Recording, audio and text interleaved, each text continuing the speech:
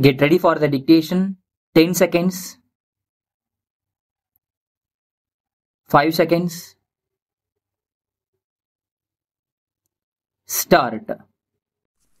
Mr. Chairman Sir, at the outset, I thank you for giving me this opportunity to say a few words on the budget that has been presented by the Finance Minister. First of all, I find summaries of reports of the Planning Commission and the Reserve Bank of India published in the newspapers, but we are not able to read the full reports. It will be good if we are supplied with copies of those reports as soon as possible.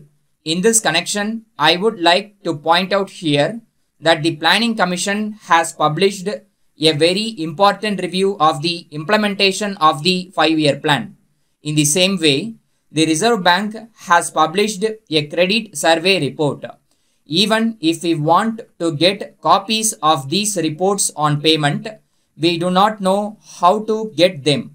If these reports are supplied to the members of this house, it will be useful to them so that they may be able to express their views on matters that come up before this house.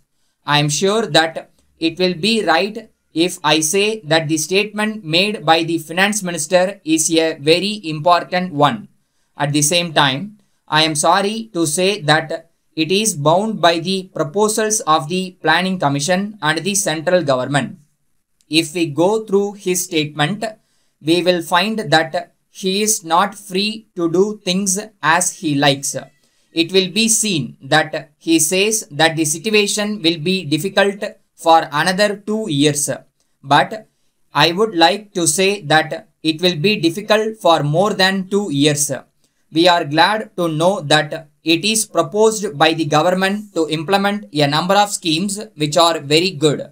But at the same time, it must be realized that there are many difficulties which have to be got over before they can be fully implemented. In the first place, there is difficulty in the matter of finance.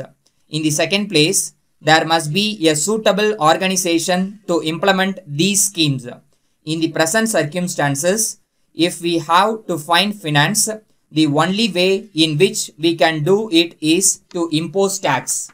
So far as this matter is concerned, we are aware that the central government have already decided to impose many taxes.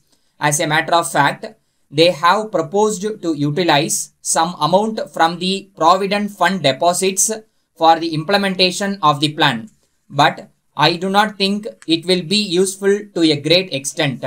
Then there is the question of foreign aid. But there will be difficulty in this matter. We may not be able to get foreign aid without strings. In view of all these difficulties, we can only think of additional taxation.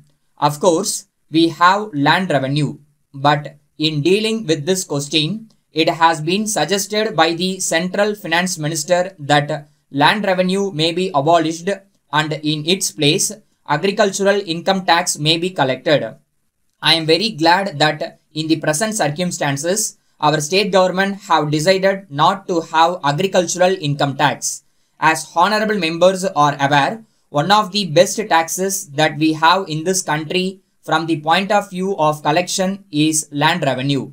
There is no doubt that the people have been paying it without any objection, even though they may have some difficulties. At present, the Finance Minister of the Government of India suggests that we may have agricultural income tax instead of land revenue. I am sure that they will begin it as they did in respect of many other things in which the exemption limit in course of time came down.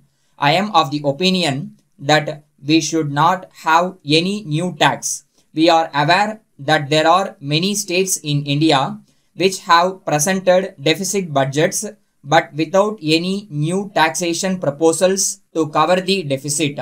I would like to point out that we are passing through a crisis, as the Prime Minister said the other day.